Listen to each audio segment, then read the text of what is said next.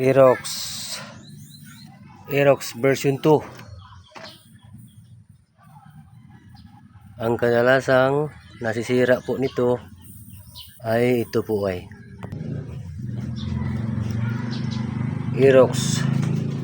Ito po ang kadalasang nasisira. Ito. Camshaft bearing, yung maliit. Yun, basag. Ilalim. Yun o. Yun yung housing ng bearing yung maliit. Ito yung kalimitang nasisira sa Aerox. Ito.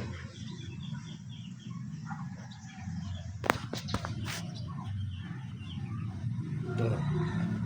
Kasi malimit lang po yung oil na papasok dito sa top niya. Ito.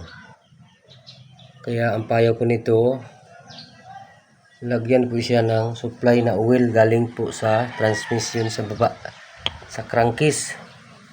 Galing po sa crankcase. Ito.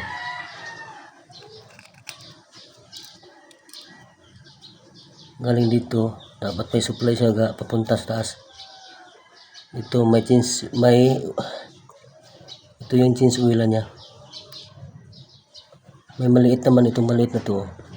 Dapat dito na lang mag-change oil. Dito kailangan mo kumuha ng oil dito papuntang cylinder head. Dahil ito yung kalimitang nasisira. Kung paano gawin, magtanong na lang kayo sa mekaniko nyo. Ayan o. Yan yung housing ng kanyang bearing na maliit sa camshaft nya. Ito.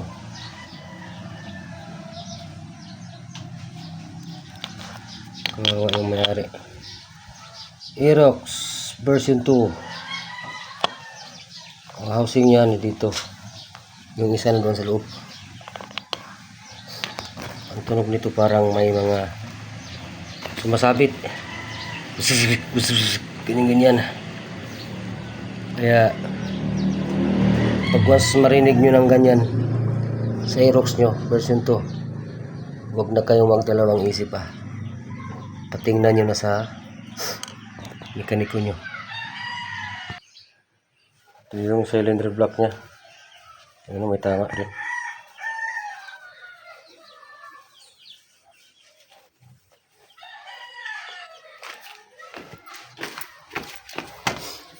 Kaya pag once may marinig kayong parang sumasabit sa loob,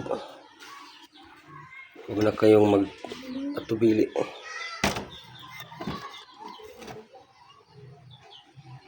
Huwag na kayong manghinayang sa maliit na hihingi ng mekaniko.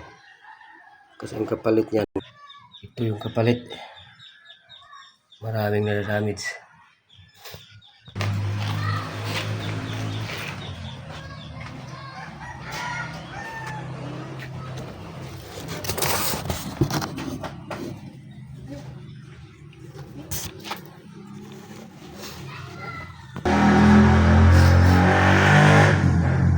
Ito bakit namin ito binuksan, kasi maraming mga bubog doon sa loob, mga bubog sa housing ng bearing niya, kailangan siya tanggalin.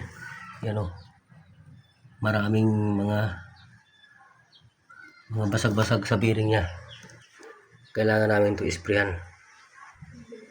Yan o, kasi pag yan o, kita yung mga puti-puti na yan. Yan o,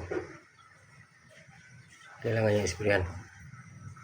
Kasi hindi pa naman damage yung connecting rod niya. Pero pag makadesisyon yung may-ari na palitan yung bearing, pati yung side bearing niya, buksan namin to. Kawawa yung may-ari.